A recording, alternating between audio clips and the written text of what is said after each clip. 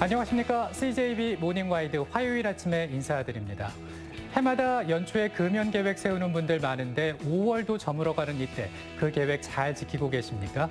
확 끊지 못해서 전자담배는 좀 낫겠지 하면서 일반 담배와 번갈아 피우는 분들이 있는데 건강에 더 안 좋다는 연구 결과가 나왔습니다. 그렇습니다. 이 전자담배를 피우는 사람의 85%가 일반 담배와 이중 흡연을 하고 있는 것으로 나타났는데요. 이 심내혈관 질환이나 당뇨병 발생 위험이 일반 흡연자의 1.5배, 또 비흡연자의 2.7배나 높게 나왔다고 합니다. 네, 금연에 마음이 있는 분들은 전자담배를 완전 금연과 흡연의 중간 단계로 알고 있는 분들이 많은데 그렇지 않다는 것. 이번 결과로 확실히 금연하시기 바랍니다. CJB 모닝와이드 뉴스 시작합니다. 한동안 잠잠하던 충북 지역 코로나19 확진자가 최근 들어 꾸준히 발생하고 있습니다. 특징적인 것은 감염 경로가 확인되지 않은 환자가 계속 늘고 있다는 점입니다. 이른바 조용한 전파가 확산하는 것 아니냐는 우려가 나오고 있습니다. 구준회 기자입니다. 청주에 사는 37살 A씨가 충북 지역 52번째 코로나19 환자로 확진을 받은 건 발열 증세 나흘 만인 지난 일요일입니다. 발열 증상을 전후로 경남 통영과 농장 등을 오갔지만 다행히 검사 결과 접촉자 모두 음성으로 확인됐습니다. 문제는 A씨의 동선을 샅샅이 확인했음에도 정확한 감염 경로를 찾지 못하고 있다는 점입니다. 앞서 지난 16일 확진 판정을 받은 49번 환자 35살 B씨 역시 감염 경로가 오리무중입니다.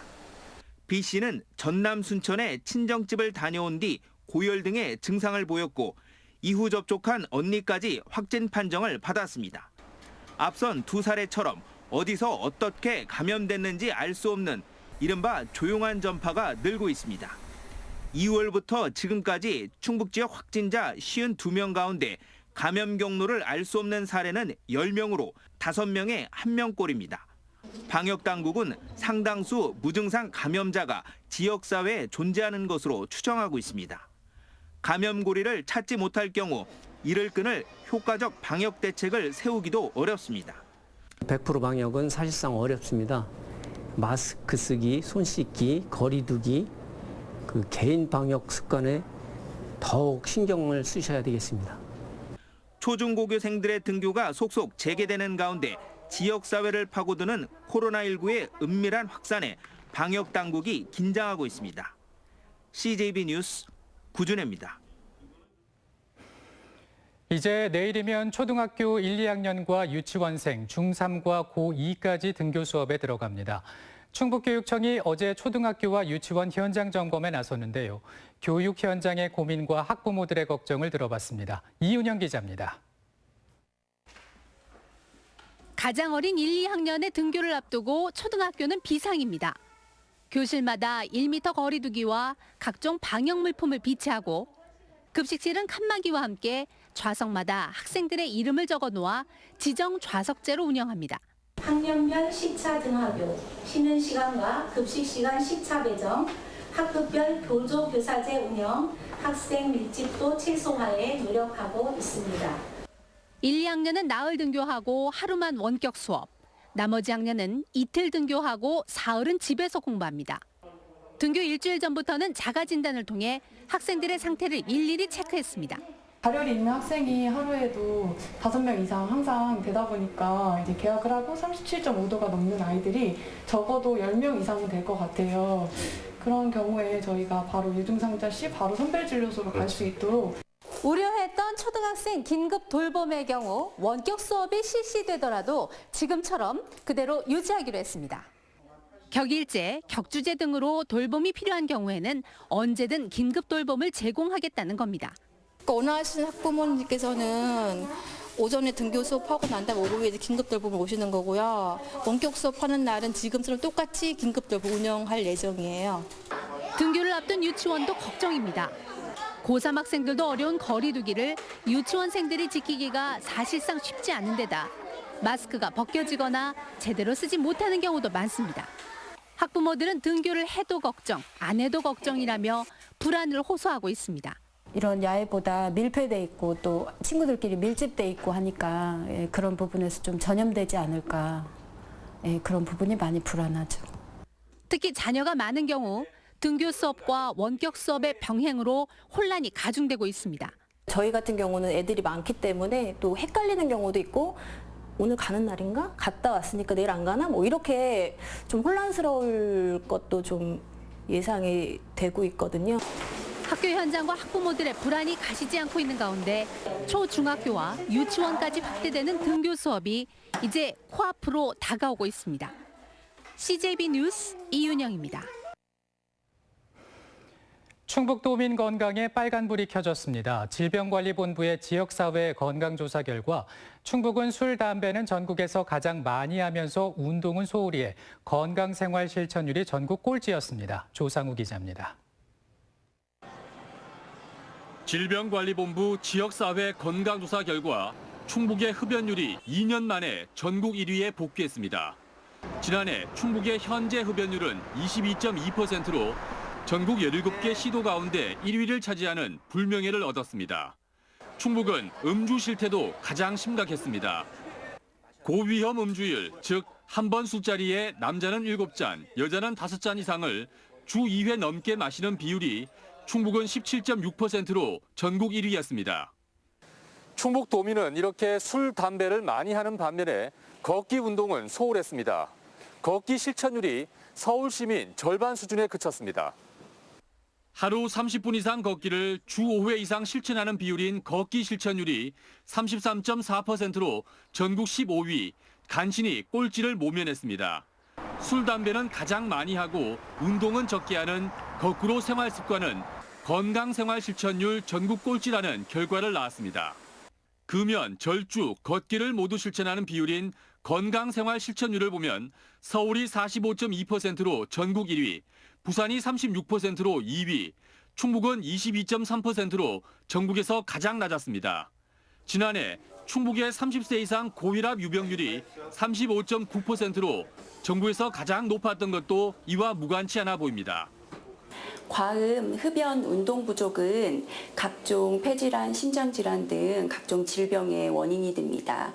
이를 개선하기 위해서 금연, 운동, 또 절주 등을 통해 지역사회 건강 수준을 높이는 것이 필요하겠습니다. 질병관리본부의 지역사회 건강조사는 지난 2008년부터 시작된 법정조사로 전국 만 19세 이상 성인 23만 명을 표본 조사하고 있습니다. CJB 뉴스 조상우입니다. 수안보 도시재생 사업이 말 그대로 뜨거운 감자가 돼버렸습니다. 하루는 시장에게 귀책 사유가 있으니 사퇴를 하라고 하고 그 다음 날은 사업이 무산돼서는 절대 안 된다고 합니다. 신규식 기자의 보도입니다. 충청북도 감사도 청구하고 감사를 받는 것으로 알고 있습니다. 잘못은 지적하되 이 사업이 성공적으로 추진될 수 있도록 제발 도와주십시오. 충주 수안보 도시재생사업 주민협의회가 사업 추진을 강력하게 촉구했습니다. 행정 절차상 허물에도 불구하고 수안보 프로젝트는 당초 계획대로 추진해야 한다는 겁니다. 저희 충주시민단체 연대회의에서는 충주 발전 저의 목적으로 규정을 하고 충주 시민들과 함께 반드시 그 책임을 저희는 묻을 것임을 정중히 저희는 엄중히 경고합니다. 지난주 주민 소환을 경고한 시민단체가 있는가 하면 또 다른 시민단체는 사업 차질을 좌시하지 않겠다고 으름장을 놓았습니다. 분명한 사실은 시의회의 동의 없이 부동산을 매입한 것은 이유불문 면책이 되지 않는다는 겁니다. 하지만 얼토당토 않게 비싼 값을 치렀고 그래서 나라 돈을 허투루 썼다는 주장은 객관적 사실과는 상당한 거리가 있어 보입니다. 전 소유주와의 매매 협상에 직간접적으로 관여한 주민 대표들의 판단이 특히 그렇습니다. 30억 이하로는 죽어도 안 판다고 했던 분들이 3억을 깎아준 거는 고맙다고 생각하고 있습니다. 사실 솔직한 얘기는. 전 소유주의 경매 낙찰가와 시에 넘긴 매도가의 차액만으로 잘잘못을 따질 수는 없다는 얘기입니다. 이런 가운데 해당 부동산의 전 소유주는 양도소득세 등 재세금을 비롯해 금융 비용과 법적 비용만 6억 원을 훌쩍 넘었고 비용을 제외한 실제 수익은 채 2억 원에도 못 미친다고 밝혔습니다. CJB 뉴스 신규식입니다. 청주시의 신청사 건립 과정이 순탄치가 않습니다. 현재 위치에서 주변 땅을 더 사들여 신청사를 올린다는 계획인데 일부 편입토지 소유자들이 보상가가 적정하지 않다며 급기야 행정소송을 제기했습니다. 조용광 기자입니다. 청주시 청사와 맞닿아 있는 청주병원입니다. 청주시는 신청사 건립을 위해 이 병원의 부지와 건물의 보상가로 170억 원 정도를 책정했습니다.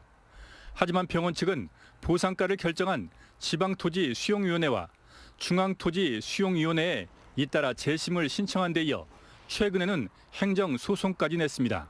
보상가 받아서 부지 일부 사고 건축은 대출 받아서 지어라 이러면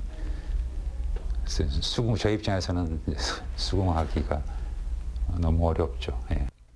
청주시의 신청사 부지 매입과 관련한 소송은 청주병원 외에도 청석학원과 인근 상가 입주자 등 3건이 더 있습니다.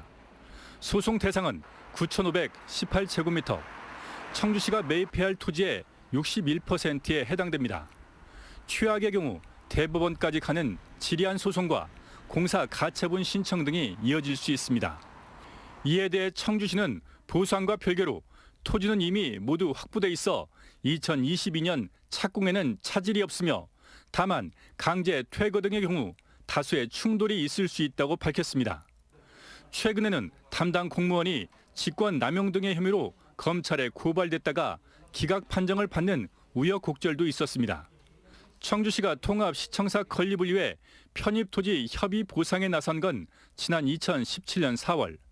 하지만 3년이 지나도록 첫 단계도 매듭을 짓지 못하고 있습니다. CJB 뉴스 조윤광입니다.